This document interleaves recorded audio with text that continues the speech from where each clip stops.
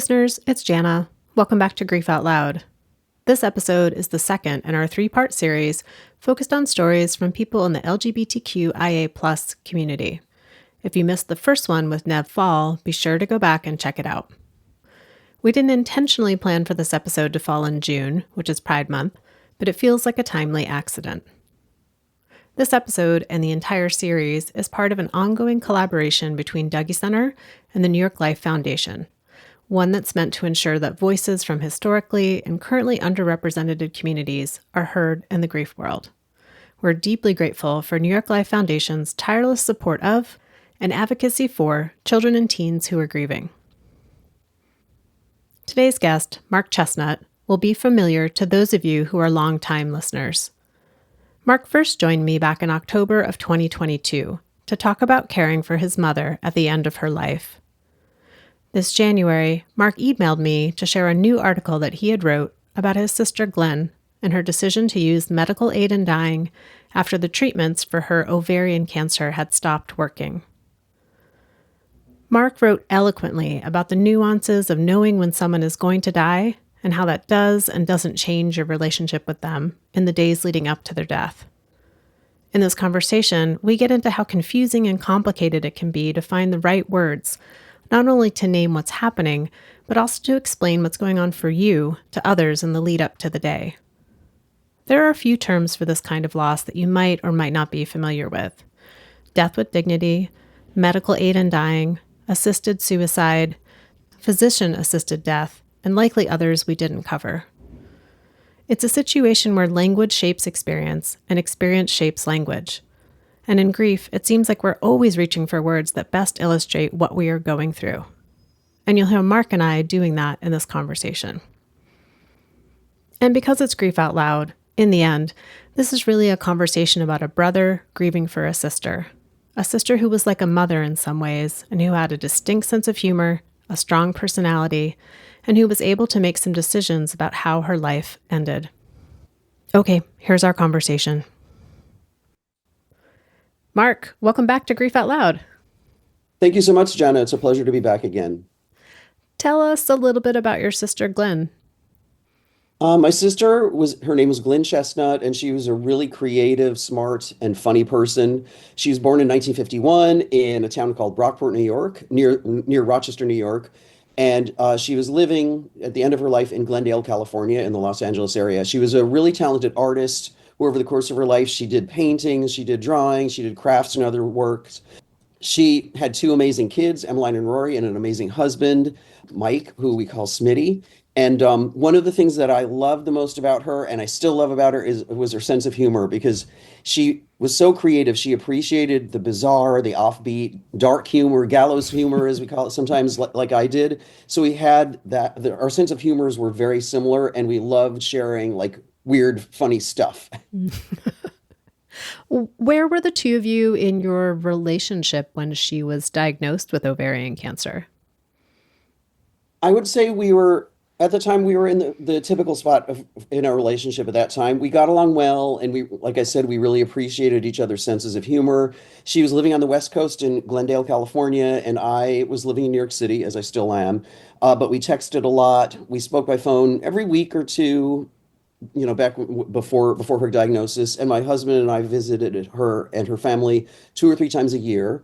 And now that said, I also have to recognize that I think, like a lot of siblings, we sometimes annoyed each other and I think part of it was, in some ways we were very similar, and in other ways, because we're siblings, and in other ways we were very different. And I think both of those facts meant that we'd sometimes have minor run-ins. So it was never like a big, huge, dramatic fallout or anything. But I think we both lost patience with each other sometimes. And in addition, specifically related to the diagnosis, when she told me about her diagnosis, I felt uncomfortable about the way that she did so. She sent what I felt was kind of a blunt but not detailed text message to me when my husband Angel and I were on vacation in Mexico, and I felt like it wasn't the most considerate means of communication, especially since at first she didn't want to give me any details about her diagnosis or even the stage that it was in or anything like that. So that actually, at the time of diagnosis, that made it a bit harder for Angel and me, my husband and me, to deal with the situation because of the way it was introduced to us and because of the lack of information, and especially the fact that we were in a remote location. We were always remote from her, but we were on vacation, so it was that was actually a point that was it made it more difficult, I feel. So to get hard news, but not a lot of information, and to receive it in a way where you couldn't engage very much around it or have a deeper conversation. Right. And I asked her some questions and she didn't always want to answer them. And I totally understand that. You know, it's a person's own personal situation. It's something very difficult that they're dealing with. So I recognize that. From my point of view, like I also need to recognize that it was difficult. It was difficult for me to deal with certain aspects of that situation as well. But I fully understand, you know, well, actually, I'll never fully understand what must have been going through her mind at that point, you know. So I think she was scared and probably angry and all these different emotions. So it was a really difficult time. How did your relationship shift, if it did at all, over the time between her diagnosis and when she died? I wouldn't say it shifted too much because we continued, you know, in touch via text. We talked by phone, and the frequency of our communication increased a lot at the very end, like I'd say within the last 2 or 3 weeks. So we texted a lot more and we spoke by phone. Sometimes towards the last 2 weeks, she didn't have enough energy to want to speak by phone, but we texted a lot and we would share, you know, funny stuff from Instagram and you know and YouTube. So it was still some of the crazy stuff, but we would also text about the serious stuff too. So it didn't change that much really, and I think we still annoyed each other to a certain extent sometimes too. So it was fairly consistent, which I think is good in a way because you know I just became more cognizant, and I'm sure she did too, about you know our time. All of us have a limited time on Earth. I just became more aware of the fact, and I'd already lost other family members, so I realized if you want to be in touch with somebody, you got to be in touch with them. And so, you know, whether even if it's just to send like a stupid video from a bad movie from the 1960s or something, you know, but it's good to be in touch. I really appreciate that, Mark, because I think sometimes we either put pressure on ourselves or we have this idea that when someone's diagnosed with an advanced serious illness or something major changes in their physical health, that suddenly our relationship is going to transform and bloom and be nothing but like significant conversations, and the fact that you can still just be the two of you in the relationship as it's always been, even though now time has been shortened in a literal way for you. And one thing I did do, especially it was, I think our final two times we visited them in California, I think 3 times or 4 times in the first 2.5 months of the final months of her life because we knew the time was running out, and then we had the exact date and all that. So during those last visits, one of the great things about her was that she was so realistic and so down to earth that she didn't try to make things flowery or dramatic. And you know, and she was atheist, so there wasn't a religious component at all. Our family's atheist, so I could actually ask her questions that were helpful to me. And so also she's a lot older than me because she was almost 13 when I was born. So she knew a lot of stuff about our family, like my father who died when I was 4. She knew a lot of stuff that I didn't know. So I said to her outright, I said a couple times, I said, okay, since you keep talking about how you're going to die, because she would bring it up as, you know, casual and sometimes joking about it. She was so great about that. I said, so if there's anything at all that you think that I need to know about our family, you know, you're the last connection for me. So, and I was little when some stuff happened in our family. So can you let me know? And I didn't get anything. I didn't get anything dramatic or like in a movie. So it wasn't like a movie thing, but it was nice. One of the things about planning things out is that I had that chance. And the fact that she was so down to earth and realistic and had such a great sense of humor, I was able to do that. Whereas, you know, with some people in my family, I might not have been able to ask a question like that. If there's anything you think I need to know before you go, let me know. But yeah, so that was kind of nice to be able to do that. Did she have anything specific to tell you when you said, is there anything else I need to know before you die? No, and for years we always had this running joke that since she was so much older than me and there are no other kids in the middle, like we always joked that she was really my mother, and so that came up. But but I know she wasn't my mother, so that was more just joking. So no, she did on the final weekend, I guess that she was alive. She started talking on her own about how we she and I both had married wonderful men because she her husband is an amazing man and my husband is an amazing man and they're both nicer than my sister and I are.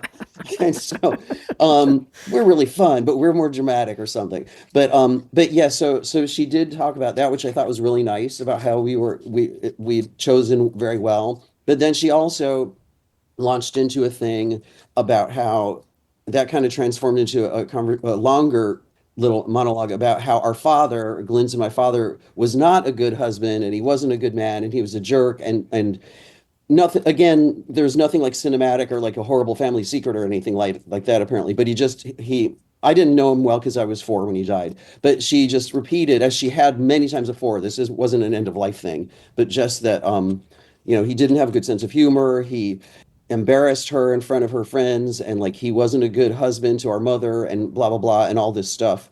So very valid, and I'd heard that from her for years, and to a certain extent, I heard it from my mother too. So I feel like she needed to get that off her chest again.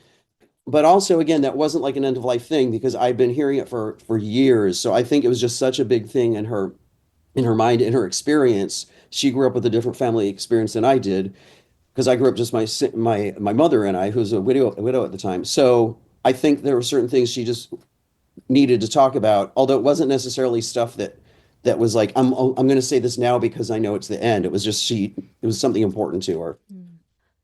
So, one thing that stands out with this experience and this story with your sister is that she utilized medical aid in dying, which has a lot of different terms that people use. And maybe we can talk a little bit about kind of what your relationship is to those different terms.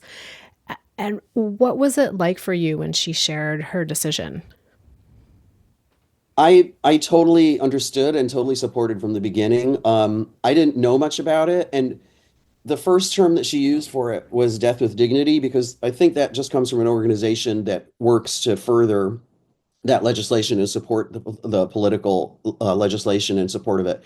So she used that term. The first time that she used the terms death with dignity, I didn't know what that meant. I just thought that meant, okay, you're not dying in an embarrassing way, like falling off of a garbage truck into a garbage can or something. So you're dying with dignity, whatever that is. But I looked it up, well, she explained it, obviously. So I knew what it was. I knew the concept. The more generic term that everybody seems to understand is assisted suicide, and some people don't want to use that. But my sister used that too, actually, because she was not uncomfortable with that. But obviously, assisted suicide, that medical assistance in dying or assisted death or whatever you call it, it's totally different concept from a suicide, the other kind of suicide. So, but yeah, I supported it, and because she'd been trying all these different treatments.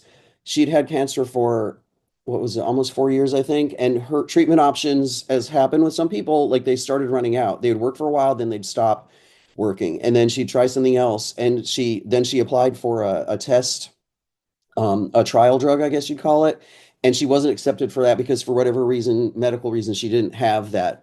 She didn't qualify. And then the last one she tried, it sapped her energy and it made her quality of life so bad that she basically felt she didn't have any choices. So I could totally understand that. And Angel, my husband, could understand. We basically all could. So the good thing was, I think it makes it easier for the person, easier for the whole family when everyone kind of is on the same page, that we all understood and it made sense. And she didn't say from the very beginning when, if she was going to do it, in 1 week or in 1 year, but she just basically told us that that's what she was thinking of doing, and she would decide when at another time. Mm. And then initially, when she did choose a day, she didn't want to tell you or your husband. She just wanted to tell her husband, and that shifted over time. But what was it like to think, I'm not going to know the day that she picks? Yeah, I understood the reasoning because the way she explained it made total sense. And she said, she just felt like it could be strange. It would be weird to tell people exactly when she was going to do it. And because first of all, she said, she wasn't an overly sentimental person, and so she didn't like dramatic goodbyes in general. And she felt like it could pe people in a weird position or put them on the spot because like she said, like, how are you supposed to react when someone tells you that they're going to, end their lives? Are you supposed to say congratulations or what do you do? So she's super funny. She had a great way of dealing with everything. And then also another thing that she said in a very funny way, I can't remember exactly how, but she said there is always a chance that the medication, the drug that would induce, result in death might not work. That's totally possible. So she said, like, I might start throwing up the drug as soon as I take it, and it would be really weird and uncomfortable if I text people one day and saying that I'm going to be dying, and then the next day I text them or calling them again. Like, then what do you say? So I totally understand that. And I realized it could be strange for me though to not know the date, for all of us to not know the date and then suddenly get a phone call. But I totally understood all of that reasoning for not telling people. But as you said, as you know, she did tell us, at least her closest family members, when she was doing it. And once you had a date, how did that change things for you? Um, it like put like it's strange because then you have this like set time frame that you're thinking of, and it was so different. Like my closest deaths that I recall going through in my family or among close people was my mother who passed away in 2016, I think it was, and my niece, my sister's daughter, who passed away before that. But in both cases, it wasn't, I mean, in most cases, usually you don't have a date in advance. And so it was a very different concept, to know like, okay, she planned it. I think like the last time we were out there when we didn't know, she she told us like on the final day before we left town, that on our next visit, because we'd already been planning on coming back again in just 2 weeks. And she said, how would you all be, if when you come back, if that's when I do it? And then she said her reasoning for that part of it was that she didn't want her husband to be the only one, sort of to be all on him and he'd be alone. So I can understand that reasoning too. And so we said, yeah, we'd be happy, well, I shouldn't say happy, but she'd think that was funny if I did. It kind of made sense. And so, we would be fine if she wanted to do it that way for our next visit in just 2 weeks. So we kind of had like a 2 week time frame when we knew that there was a set date. So that's when we really started, I would text her, every single day and we would speak when she felt like it. But yeah, we texted like almost every single day for 2 weeks, even if it was just like something silly or stupid or whatever, but just to share things. But the other thing that's strange that I noticed is when you're at that point, usually, especially if a friend or family member is not feeling well, you usually start the conversation with how are you feeling? But with her in that situation, like there wasn't any feeling better, so the simple question like how are you or how are you feeling or how are you doing, I stopped starting conversations with that because the answer was already always the same, which she told me the answer is always going to be the same. So I'd ask specific questions like what are the side effects like or blah, blah, blah. But it wasn't like having a normal conversation with most people where I could just be like, how are you doing? Because it wasn't an everyday situation. The other thing I would think about too is there's the communication directly with your sister. And then there's talking to other people in your life about, oh, what are you doing in 2 weeks? Oh, I'm going back to California to see my sister. And, oh, what are you all going to do when you're there? Like, how did you talk about it with other people if you did, or how did you think about wanting to or not wanting to talk to other people about it? That was another really interesting thing or sometimes difficult thing to deal with too, because yeah, I'd never known anybody who shared that information with me, that somebody that either that they were going to do this or that one of their loved ones was going to do this. Yeah, at first it was a little uncomfortable. And so clearly, obviously with my closest friends, I told them immediately and they were super supportive. Angel, my husband, told his closest friends, but it made it a little more difficult with people who are not quite as close or, like Facebook or Instagram friends or family, that sort of thing, who may have known that she was ill, but didn't know the full the plans. And so I kind of played it by ear. Like if it was people that I was really discussing in depth with, and especially in person, then I'd be more likely to bring it up. Or if it was a super close friend. If it was a random person or if it was a work person, I was less likely to mention all the details, although sometimes I did, but not always. It was really a play it by ear situation because it was a concept that I just was not familiar with, having a real time frame. And do you mention this to other people or not? Mm. When you did talk to people about it, what language did you use? That was another interesting thing because, as I mentioned before, my sister tended to use the term death with dignity, which is a great term, but most people do not understand, do not know what that means. And so if you start with that term or medical assistance in dying or medically assisted death or there's all these other terms, most people you will have to follow up with an explanation if they're not familiar with it, and most people aren't because I wasn't, and I'm fairly well read, and I've been through death and grief and everything before. So it was weird. Like I didn't know what verb to use. So sometimes I'd say she's doing the death with dignity thing, which is not very, medical sounding or anything, but I used that term several times. And and then sometimes I did say she signed up for assisted suicide or something like that, because then at least people, there wasn't a follow-up question like, what is that? So when I said she's going to do the death with dignity thing, they'd be like, what? I don't know what that means. So I'd have to explain it. So yeah, the language, I think there's not enough knowledge in general about the language that people can use for this. I was at a convention just like a week and a half before she passed away because I couldn't stop working for the whole time, obviously. And I just started to kind of, psychologically, I was going through so much, obviously. I was just freaking out. I could not concentrate. So I decided to leave early, and I knew it wouldn't adversely affect my work if I left early, but I didn't know what to tell the organizers, and I just didn't feel comfortable because I didn't. It was a group where I didn't know anybody at all. So I said I was just so generic. I said my sister has gotten worse. My sister is ill. She has cancer. She's gotten worse, and just left it at that. And they accepted that, that reason for me leaving, because I could have said, well, my sister is scheduled to depart to die on April 20th, and I need time to process and to do the preemptive guilt processing, or not guilt, preemptive grief. Preemptive. I'm sorry. I don't know. Was that a Freudian slip? Oh my gosh.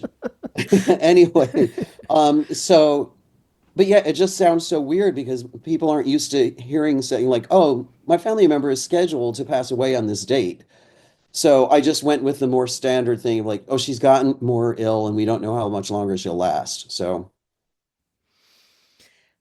I just think about all the extra energy it takes to parse out what to say, what not to say, and the self-consciousness that comes with it when we're already facing something that's tiring enough and challenging enough. So I appreciate you giving words to this so that hopefully someone listening will have some options for how they might want to talk about it. What were those last few days and hours with your sister like? it was really nice. To be with her. And I'm really glad. I totally understood why originally she did not want us to be there, but I'm really personally, for selfish reasons, I'm so glad that she changed her mind so that we were there with her, because she was in a hospital bed in the living room of her townhome, and she wasn't feeling well physically, obviously, and she was in a certain amount of pain and a lot of discomfort, but her mind was working really well. So we were able to talk a lot, pretty much, she slept more than usual, but we were able to talk a lot pretty much like how we always had. And we were joking, she was making jokes about, the afterlife and things like that. And so it was really, really nice to be able to spend that time with her, and to be able to have, almost normal conversations, to be able to speak like brother and sister and like family with all of us there. So it was really nice to be able to make jokes and experience her personality, basically almost right up until the end. And then, Mark, were you there when she took the medication?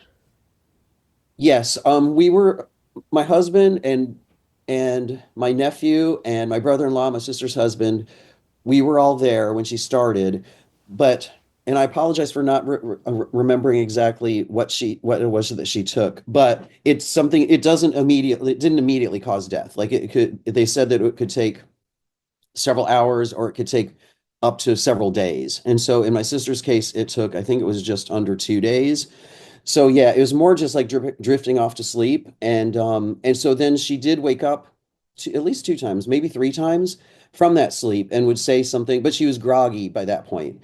So we were there. We weren't there when she actually passed away because you don't really know. That's the one thing you don't know. At least with I think there are various medications that are approved in various states and countries. But what she took, since you don't know the exact date because it doesn't immediately take effect. So we had left, we weren't staying at their apartment. We left for our Airbnb. And so she passed away when we were right after we left, actually. So when we were at In-N-Out Burger, which in a way is appropriate because she and I both liked hamburgers. So anyone from the West Coast may know the In-N-Out Burger chain. So so yeah, so that it was basically she went to sleep and woke up a few times, was groggy, and then she eventually passed away. I think it was just under 2 days after she first started. And there was a would you call it a hospice nurse? There was someone always there, like an expert who oversaw, who monitored her, and they were on 12-hour shifts, and they were really, really wonderful because they were so knowledgeable and helpful and all of that. So it went well. I appreciate you sharing about how, that a person can take whatever medication they are prescribed and it can be a couple of hours or it could be a couple of days. I think that's something that most people don't know, that there's this misconception that you take that medication and then it happens momentarily after that. Right. Yeah, and I think we all afterwards, all of us said, meaning my husband, my brother-in-law, and my nephew, we said like it wasn't quite what we expected because I think we all have this vision in our head from movies or TV. Not that they show this type of situation often, but when they do, it is like it's happening right now, and there's a big dramatic goodbye, and then the person departs. But it's not, in our case at least, it was not like in Grace and Frankie or or a TV show like that or a movie. So. And as a result, though, at first we felt like, oh, we didn't really have a chance to say goodbye because she kind of got drowsy and gradually fell asleep, but she still was with us. And so my nephew was very smart, and he asked the hospice nurse if she could step after a few hours, I guess, if she could step out of the apartment just to give us 10 minutes alone with her. And so that's when we had a chance to say goodbye to her. And she was sleeping at that point. She was awake, but she was sleeping. And she may have been able to hear us. So if she did, that's great. And if not, that's okay too, because we just needed to be able to say our goodbyes to her. How would you compare this experience of knowing the date that your sister was going to take medication to end her life with other death experiences that you've been a part of? Um, in a way, maybe it sounds strange, but I think it makes sense that this was the most comforting and the not that it's easy, but it's the most comforting and calm death experience that I've had within my family or within my close, loved ones. By that I mean I guess that it was so well planned, it was so controlled, it was very calm, and Glynn, my sister, she was always in control. It was her decision from the start. She's the one who arranged everything. She set up the appointments for the interviews, she filled out all the paperwork, she met with, the people that needed to approve. There was never slipping in her mind, and she was always so sure. She was always Glynn, and she was doing what she wanted and needed to do. So there, because in other cases, it was my mother who passed away, as I mentioned. It was very slow. It was extended by like many months, and it was very, very sad downhill slide with so much suffering. We didn't know when it would end. And then the other case, my niece, my sister's daughter, who killed herself.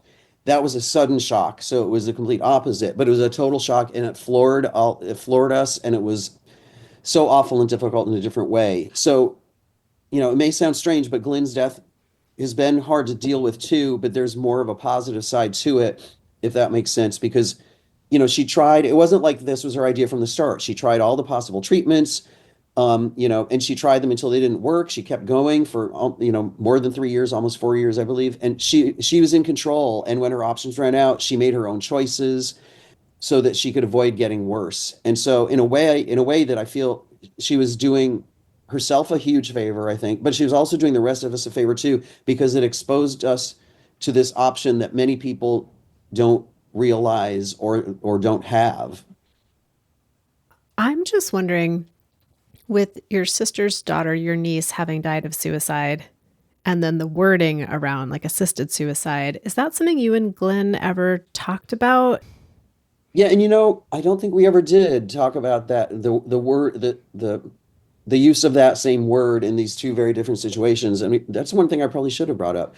Um, but yeah, but she was very comfortable with the term assisted suicide for herself. It was obviously a devastating experience for her daughter to take her own life, but I think that she just, I don't know. I think she was comfortable with it. She used that term too. Although, as I said, she preferred death with dignity, but she understood that that's a term that it's more like the generic term that more people understand. But it is true that the problem is has more psychological baggage because people just think the word suicide it's a bad thing, it's a bad word, it's all negative connotations. And so when it's assisted suicide, it's not the exact same circumstance. So it is really tricky. And maybe as there's more awareness about you know, assisted death or, medically assisted dying, maybe other terminology will come to the forefront that we can use more commonly that people will understand so we don't have to go through, the tricky wording. So, because that is an issue, then it's an interesting topic. But yeah, she didn't have a problem with it though. You just went past the 1 year anniversary of Glenn's death, and I'm curious what it was like for you. I know it's been even harder for my brother-in-law, for her husband, and for her son and his family out there in California. For us, it's been, I think that so many things that are like with any loss in a family. My sister in many ways was one of the people who glued the family together. She was always the organizer, like let's all get together for so and so's birthday or let's do this. She was a great planner and everything, and she was a lot of fun.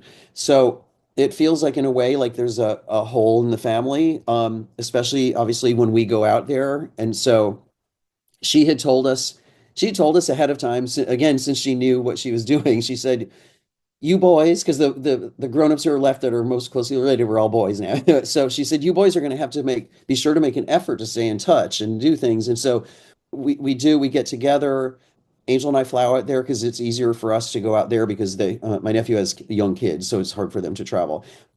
It's just different, there is a hole there, and we've been out there 3 times, I guess, 2 or 3 times since she passed away. And it's just not the same. I think that's the same thing. So many, regardless of how someone passes away, that's a common thing because she was really something special in the family, and you can't be replaced. No matter how much fun any or funny any of us are, or how much an effort any of us make, it's still not the same thing as when she was, sitting there. I love that she gave you directions. That sounds very on brand with what I've learned about your sister so far. Yeah, she was really cool, and I love that about her, that she was so, like I said, she was so like down to earth and grounded, and she basically had very little patience for any kind of bullshit, So she didn't like drama. So I love that about her because in a way that did make it easier too, because she could just say like, listen, this is how it's going to be. You guys got to do this or do that. So yeah, I really appreciate that aspect of her personality too. It sounds as though going through this with your sister has changed how you and your husband, Angel, are thinking about end of life planning. Yeah, for sure. It really, because we hadn't really thought about it that much before, I guess. And I'm 60 and Angel is 61. So we're not young, but we're not super old either. So but seeing what she went through, as I said before, she really did us a favor, I think, because she made us think seriously about end of life planning in a way that we never had before. And we live in New York State where end of life rights aren't legal yet. Although, as we know, it's been introduced and passed the assembly, and now it's headed to the Senate, right? So it may be legalized soon, and I hope it is. But in the meantime, we're thinking about moving anyway, somewhere else in the United States within the next couple of years. So as we're searching, considering different possible places, the right to medical aid in dying is one of several absolute requirements that we consider when considering any city or any state. Like it has to be a state where that exists, or maybe where it's about to pass. Like, I think Illinois, there are several states where it's a possibility. So we're keeping our eyes on that because I kind of think that it's like having insurance. We may never have to use it. We may never need to use, the right to medical assistance in dying, but it just provides peace of mind. And I want the same kind of control and those same rights that my sister had in California. And, I really appreciate that she opened my eyes and opened our eyes to that. Mark, as we come to the end of our conversation today, is there anything else that feels important to share about what it's like to have a family member choose death with dignity, or just anything about it that you feel like you really want to make sure we include in this conversation? I guess we've covered most of it, but in general, I think one really strong thing that I've come out with is that there is a sense of comfort in knowing things and knowing that your loved one who has been suffering and may be suffering a lot more in the future, to know that they will have the control and have the power to decide to not continue going downhill. So it's comforting to know that she had the right and the option to do this after she, like I said, she tried so many different things. She tried all these different treatments. So she made every effort and then decided to do this. And I feel like it gives us comfort, and to see her certainty about it, and that she was so level-headed and so in the right situation like this. I think that medical assistance in dying, or medically assisted death, or assisted suicide, however you want to call it, can be a very powerful choice for people in certain situations. And the main thing is, in general, is having the right to have that option if you want it. It's not right for everybody. And I talked about it. I mentioned it to some close friends who were honest. I never had a negative reaction, but some of my close friends said, "Oh, I don't think I could ever make that choice. I don't think I could ever do that." But they never said it in a way like she shouldn't be doing it either. So I think that means that's a sign I have good taste in friends, because they totally respect a person's right. They just felt that they couldn't imagine doing it. And I respect that too, because not everybody, can picture doing that. But I just feel like it was a calming experience. It was sad. It was difficult. It's always difficult losing a relative, a loved one of any kind. But I feel like we're lucky that she was someone who handled things so well and took control and made sure that we understood and knew exactly what she was doing. So I think the communication and the down-to-earth approach to everything, and, exploring all of her options, it was comforting. And so, it's hard to say that something was a positive experience when it involves somebody, a loved one leaving you. But there were a lot of positive aspects to this, and that's thanks to her, thanks to the way that she dealt with her own situation, if that makes sense. Well, Mark, I feel grateful that I got to talk with you again for Grief Out Loud, this being your second appearance. And I feel grateful that I got to learn a little bit more about your sister. And I know you shared with me a really lovely article that you wrote about the experience. Listeners, I will put that in the show notes so that you can stay connected with Mark as well. But thank you so much, Mark, for being part of Grief Out Loud today. Thank you, Jenna. I really appreciate it. And listeners, I say this each and every time, but I'm so grateful for you for tuning in, for sharing the show with people who might be helped by what we're talking about here. I love to hear from you. You can email me at griefoutloud@dougy.org. That's dougy.org. That's our main website. You can find information about our local programming, all of our free downloadable resources, and of course, every episode of Grief Out Loud. I'm always excited to share that the podcast is sponsored in part by the Chester Stephan Endowment Fund, and Grief Out Loud is a production of Dougy Center, the National Grief Center for Children and Families in Portland, Oregon. Thanks again for listening. I hope you'll join us again next time.